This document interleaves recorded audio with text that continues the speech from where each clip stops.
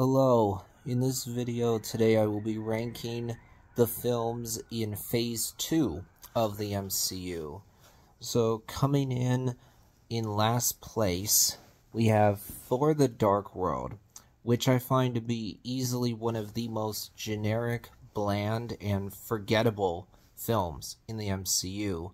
Not that I think Thor the Dark World is bad, not that it really does anything too wrong, but there's just not much great in this film either. Almost everything about it just doesn't stand out much at all. The main villain in this film, Malekith, is easily the most boring and forgettable villain in this entire franchise. The plot is paper thin and very forgettable because it's just Malekith wants to turn the whole universe dark, and therefore our heroes must band together to stop him.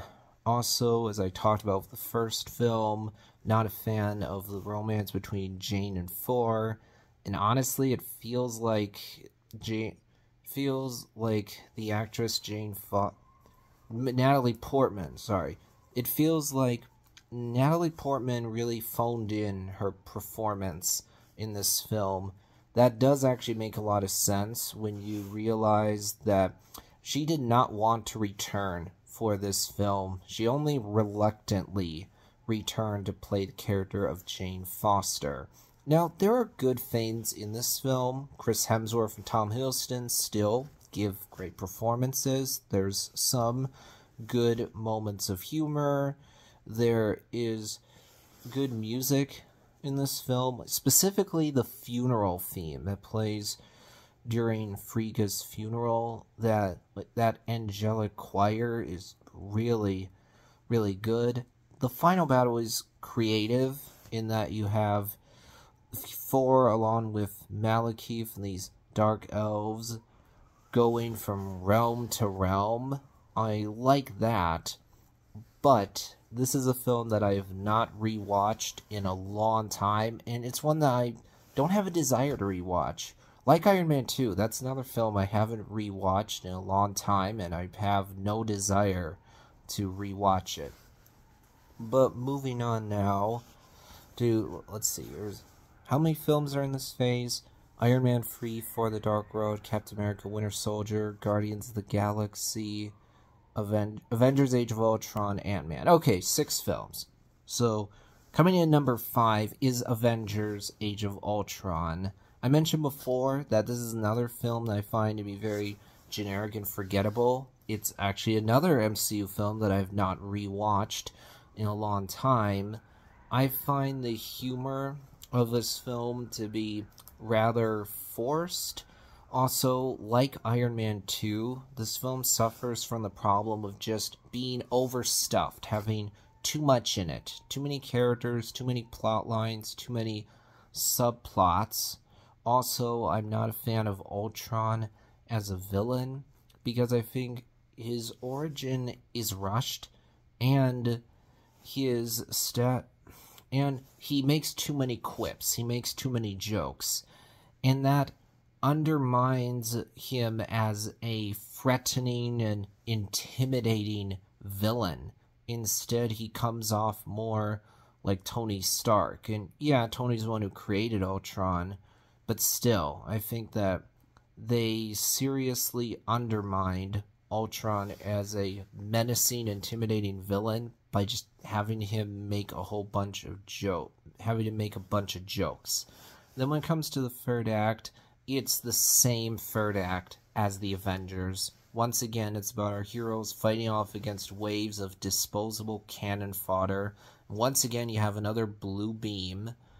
Also, Pietro in this film I don't find to be very memorable. I think the version from X-Men Days of Future Past and X-Men Apocalypse is much better.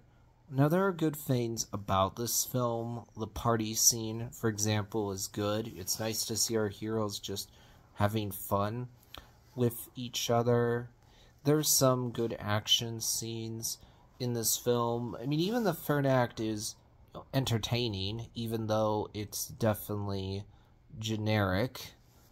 Also, I'm not sure if I think of anything else right now, but I'll say that the Hulkbuster scene is well done. Also, I like Wanda's introduction in this film. Vision's introduction is well done. The moment where he lifts up Mjolnir is a really funny moment. Vision's final conversation with Ultron is really interesting. But I think that the universe building in this film, the setups for future films, are not well done because they just feel forced. Similar to Iron Man 2, the pool scenes in this film involving Thor, I don't like at all because I find them to be really forced. And the romance between Bruce and Natasha is something I'm not a fan of because it ends up not mattering for the MCU in any way, because it's just dropped after this film and is only mentioned one time in Infinity War. There's also not enough build-up to it, because all of a sudden, Bruce and Natasha are into each other. I do like those scenes where where Wanda gives all of our heroes these visions, but overall is not a film I'm a big fan of. Moving on now to number 4, we have Iron Man 3.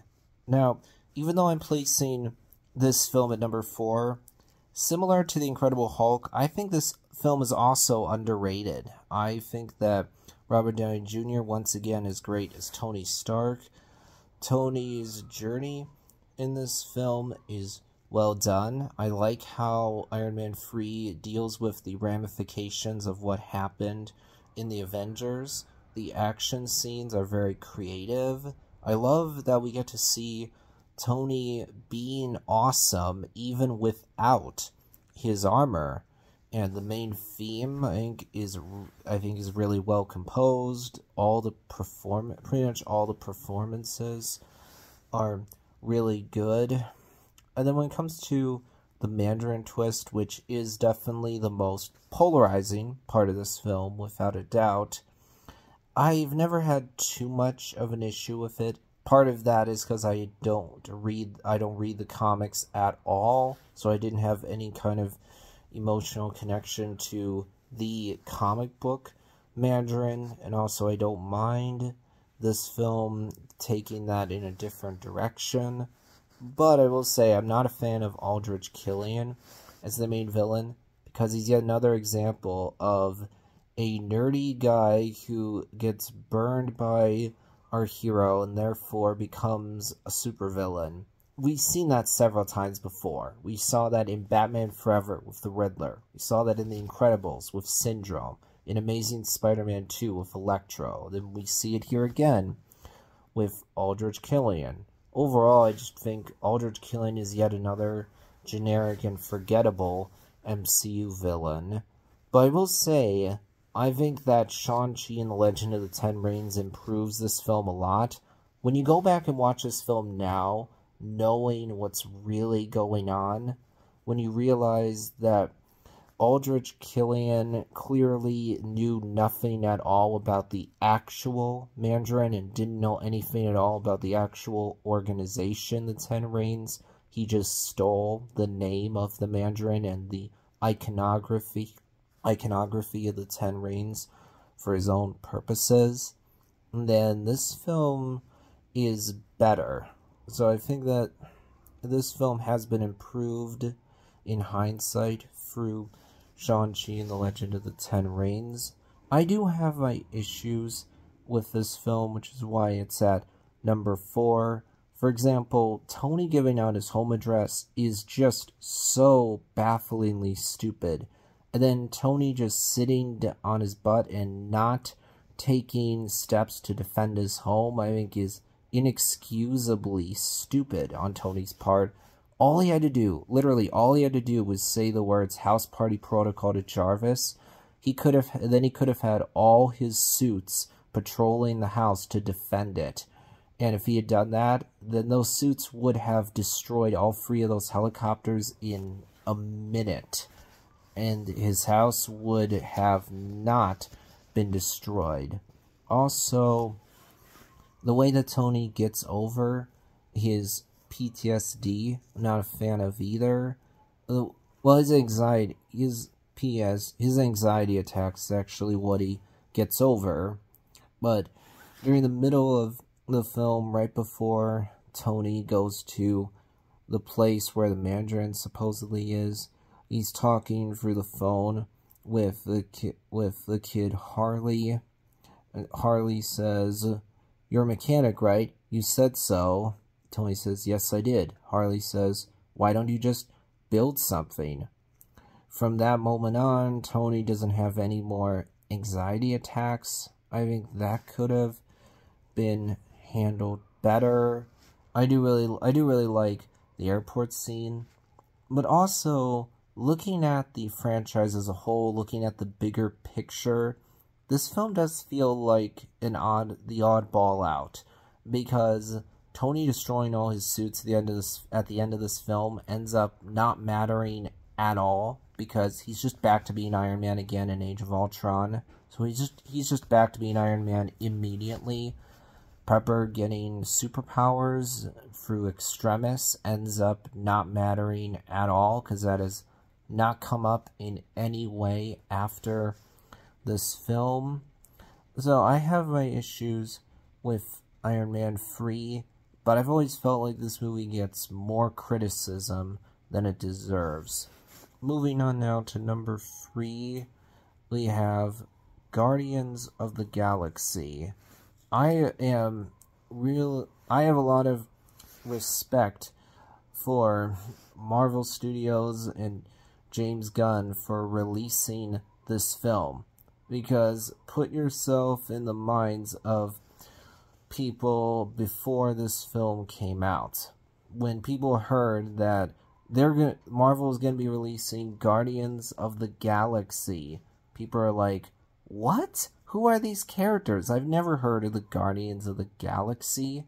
Before this film came out, these were C-tier comic book characters that were almost completely unknown to people who did not read the comics. And even some people who did read the comics either knew nothing about the Guardians of the Galaxy or didn't know much about them at all.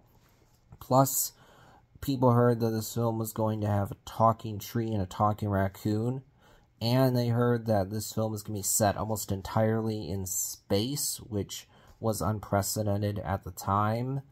Therefore, understandably, a lot of people were thinking, "Kevin Feige, have you lost your mind? Why would you think that it's a good idea to release Guardians of the Galaxy? This film is too weird. It's too much of a leap for this franchise.